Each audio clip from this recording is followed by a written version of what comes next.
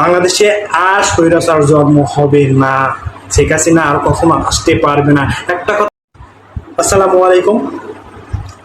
আজকে এনসিপির একটা শান্তিপূর্ণ একটা অনুষ্ঠান হওয়ার কথা ছিল গোপালগঞ্জে, কিন্তু নিষিদ্ধ সংগঠনের ছাত্রলীগের, যুবলীগের, শ্রমিক লীগের সকল দোসররা মাথা চালাতে উঠছে এবং জুলাই যুদ্ধরা যারা নিজের জীবনকে বাজি রেখে যারা দেশকে নতুন আলোর মুখ দেখিয়েছিল তাদের উপরে অত্যাচার করা হয়েছে, হামলা করা হয়েছে।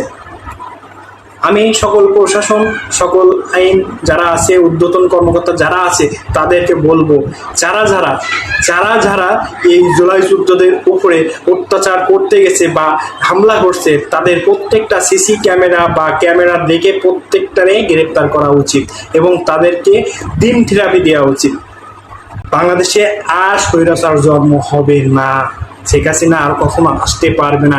একটা কথা মনে রাখতে হবে, যে চলে যায় সে আসতে পারে, কিন্তু যাকে খিদে বের করে দেয়, লাথি মেরে বের করে দেয়, সে কিন্তু কখনো আর ফিরতে পারে না। যেমন ইরশাদ আর কখনো ক্ষমতায় যেতে পারি নাই।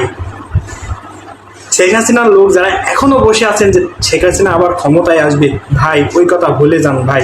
বাংলাদেশের লোক আর শেখ হাসিনা কখনো চাইবে না, কেননা সে নেত্রীর যোগ্য না। সে হিংসা মন নিয়ে সে রাজনীতি করে। সে মনে করে যে বাংলাদেশটা তার বাপের, কিন্তু সে বাংলাদেশটা তার বাপ দাদার সম্পত্তি না, এটা জনগণের। আর জনগণ যেটা করবে সেটা হবে।